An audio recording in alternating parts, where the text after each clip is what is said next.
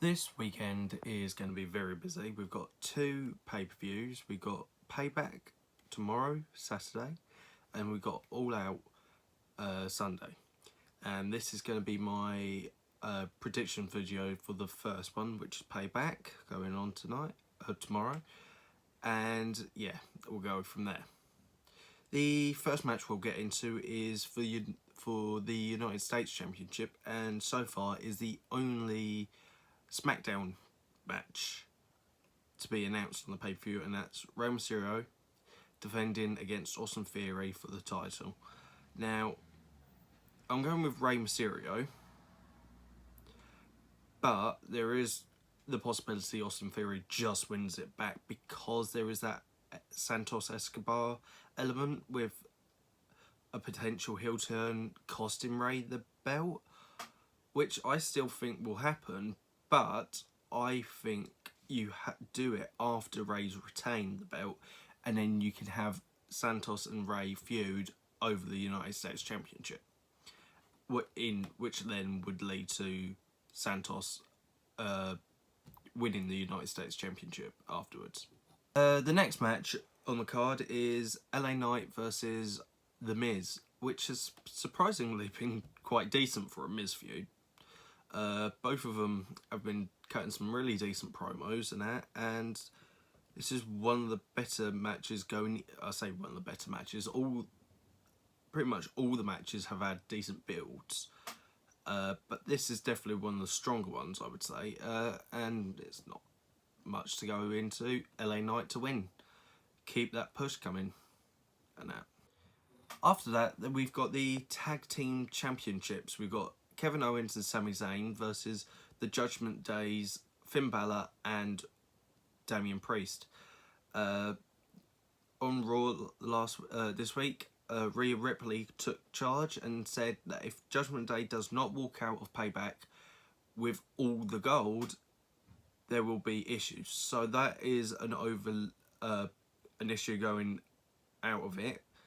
That being said, I still think Sami and KO are going to retain, because I feel like they're going to do something on Raw with JD Madonna and that, and possibly a breakup or something.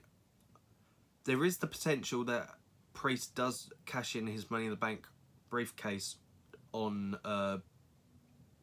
Seth in the main event, I'm presuming.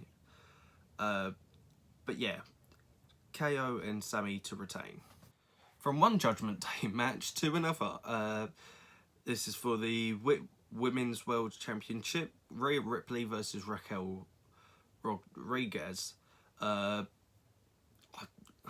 It's not been much. Obviously, it's probably the first time since Night of Champions, I believe, that Rhea's had a match on the pay-per-view. That being said, though, Rhea to retain. There's no way she's losing to Raquel. Nothing against her. She's just a very bland, one-dimensional character. She has no character. And yes, she's big and strong, but if there's nothing there, then she can't be a credible threat to Rhea. So that's why I'm going with Rhea. Then the next match is probably the biggest. When I say biggest, it's been built up the longest. This story's been going on since just before Mania. It's kind of getting to that point where the fans are starting to get a bit fed up with it because they've left it a bit too long. But it's the steel cage match of Becky Lynch versus Trish Stratus, ending this seemingly forever feud. Really should have been on SummerSlam, but obviously they didn't. So in that, I kind of think this may main event the pay-per-view, because looking at the card, there's only 6 matches on the card, and yes, you got the World Championship match, which really should main event, but at the same time, I think because they were given SummerSlam they may be given the main event here. And that, so with that, obviously my prediction is for Becky to win. Because even if Trish stays a bit longer, which I would be happy with and would be surprised with, because she's been around since Mania.